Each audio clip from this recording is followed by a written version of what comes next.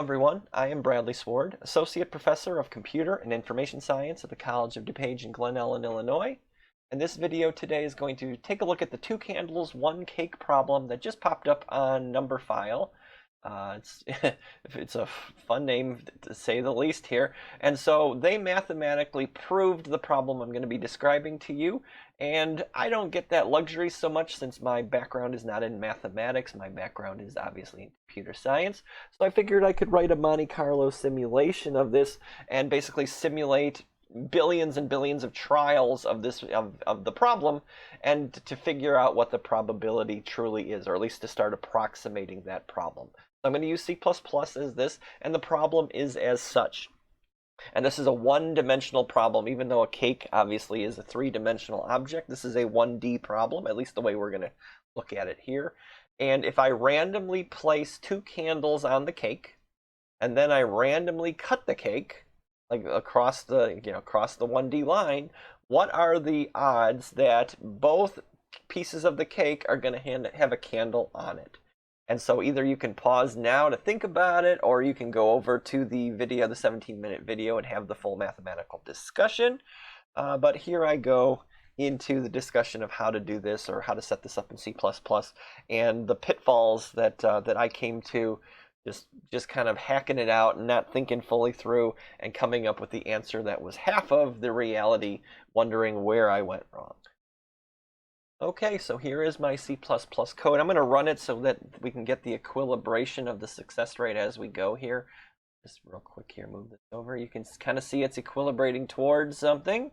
It might be equilibrating toward 1/3. We'll see as we go. So the thought process is, the Monte Carlo simulation is basically try over and over and over. And it's not always the case, but in this case, it's just to basically just run as many simulations as you can and figure out, basically what percentage do you think that the true success rate is.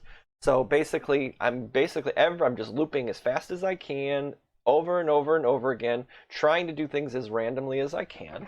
And so in this case, I say, how many successes have I had and how many trials have I made? And so I'm increasing the number of tries every time because it's a new try, a new attempt. And I'm basically picking the two candle locations. And so this is where I tripped up and why am I getting a success rate half of what I should be getting?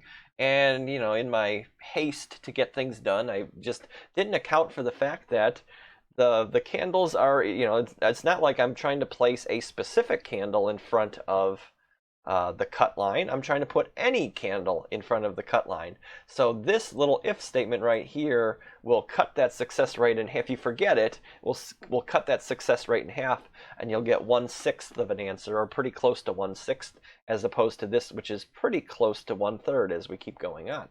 And so, and that's just the big difference. If you want specific candles, then forget this if statement. If you want generic candles, then put this if statement in. And all you're doing is basically just swapping. You're just making sure that the C1 value is the smaller of the two values, and the C2 value is the larger of the two values. But other than that, all I'm really doing is just going in here, and I saved myself another if statement if you wanted to change it to that, just to say basically if the first candle, if the smaller number candle is less than the cut line, and the cut line is less than the second candle, it's a success, add it in, and if it's not, I guess add in is 0. This is something that's a little more C++ specific, and that this will actually literally cut down to a 1 or a 0 in integer value. Other languages, you really can't get away with it like that. You'll have to explicitly cast from bool to int. But that's pretty much it. And so then otherwise I'm just printing out my successes divided by my tries as I go and go and go.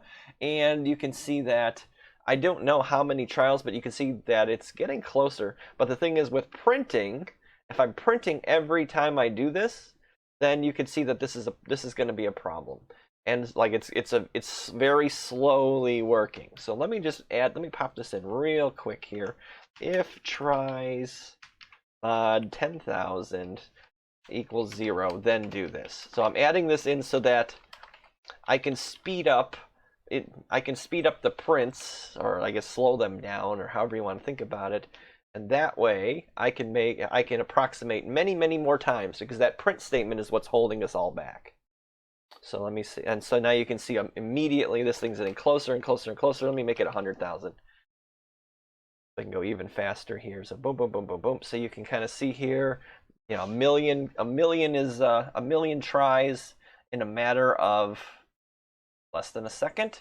And you can see that this thing is, you know, approaching 1/3 a lot quicker than it did before. So there, that's it. That's all I wanted to show you guys. I thought it was an interesting problem, a simple enough problem with a slight problem if you kind of neglect the details of the problem. So anyway, so if you have any questions or anything else, if you have anything you want to add, please comment below, or you can always get a hold of me at swardb@cud.edu, and I'll get back to you as soon as I can. Otherwise, I'm going to be quiet, try to be quiet here and not spout my mouth off, and let this thing run for a couple more seconds. And as you can see, the longer this thing runs, we get closer to 1/3, which is looks like to be the answer to our problem. So thanks for sticking it out with me as always, guys. Have a great day, and I will see you in the next video.